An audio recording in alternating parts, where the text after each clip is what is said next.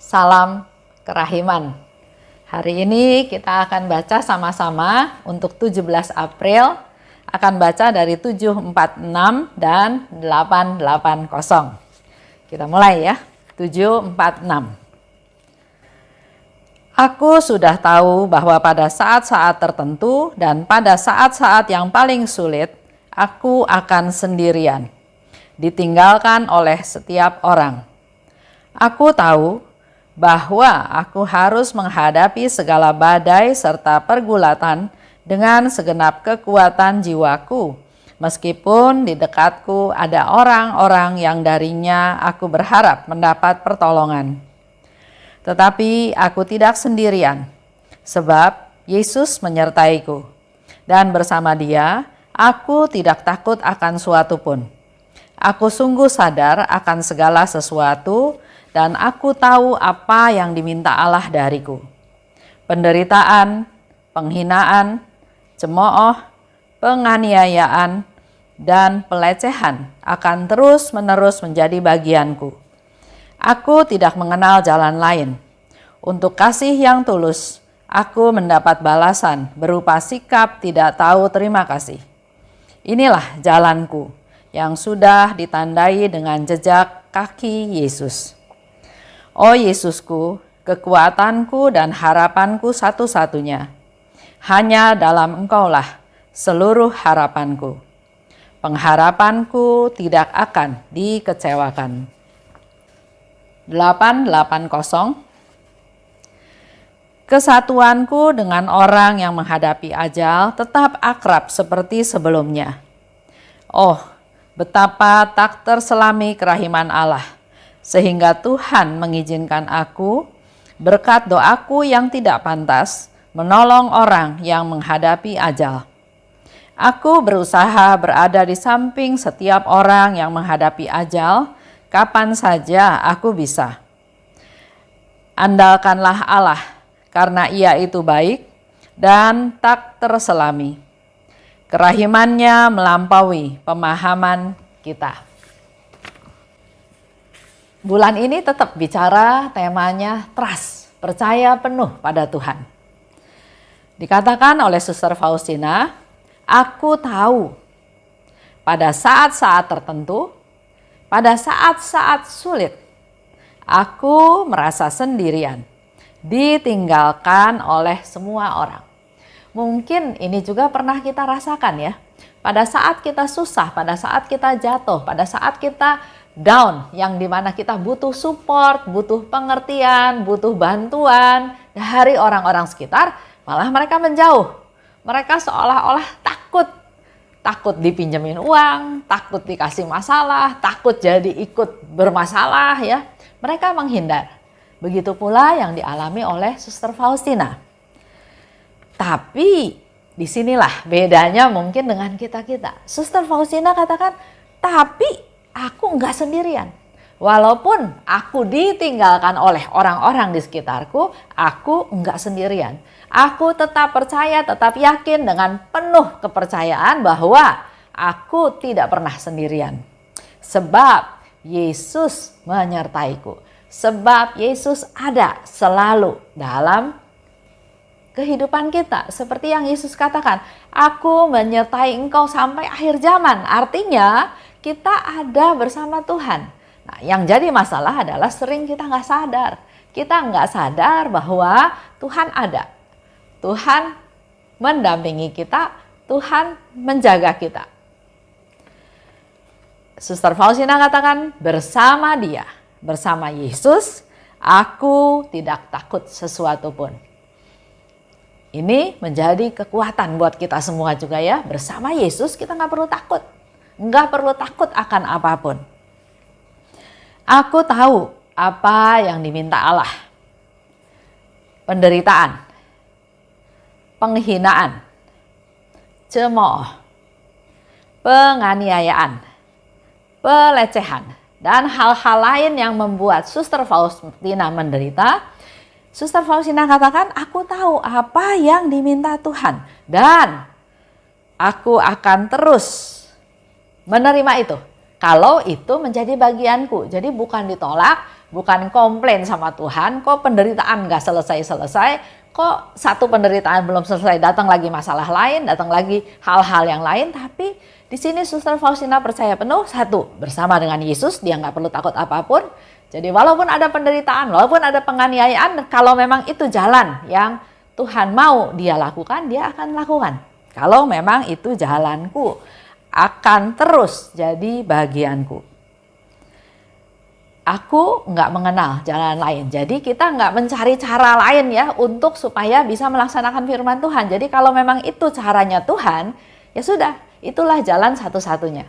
Buat kita semua juga, jalan kita ketemu Tuhan, jalan kita melaksanakan perintah Tuhan mungkin berbeda sama teman-teman yang lain. Tapi mari kita setia seperti Suster Faustina setia ya. Dia enggak cari jalan lain.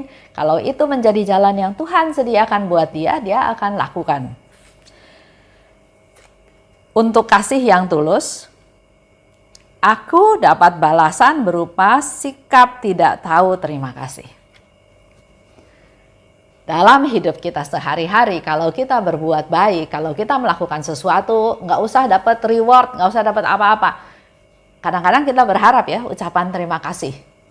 Kadang-kadang kita juga komplain, kok udah dibantu, terima kasih juga enggak ya. Sering tanpa sadar kita ucapkan itu. Kita memberi sesuatu, terima kasih juga enggak. Nah, di sini Suster Faustina katakan, dengan cinta yang tulus, dengan kasih yang sungguh-sungguh yang dia berikan kepada orang itu, boro-boro orang itu bilang terima kasih ya. Acuh tak acuh, tapi inilah jalanku.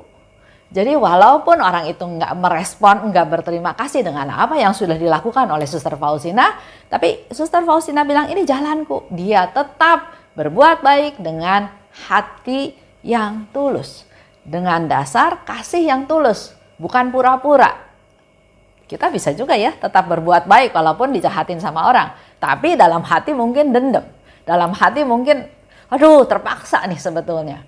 Nah, hari ini kita belajar dari Suster Faustina. Dia katakan walaupun orang itu tidak berterima kasih, tapi dia tetap mau melaksanakan kasih yang tulus karena itulah jalan yang diminta Tuhan darinya.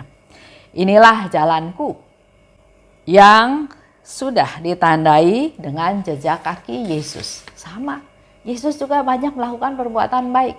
Menyembuhkan orang sakit, membangkitkan orang mati, mengajar, memberi makan banyak orang. Ya banyak yang dilakukan oleh Yesus. Tapi apa? Ada yang berterima kasih.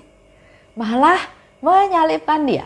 Malah mau menghukum dia. Malah membuat Yesus menderita. Sehingga Faustina katakan, inilah jalanku. Suster Faustina berdoa kepada Yesus. Oh Yesusku, buat Suster Faustina, Yesus itu adalah kekuatanku. Yesus itu adalah harapanku satu-satunya. Dia nggak berharap ke hal yang lain. Hanya dalam Engkau seluruh harapanku. Dia menyerahkan seluruh harapannya hanya dalam Tuhan.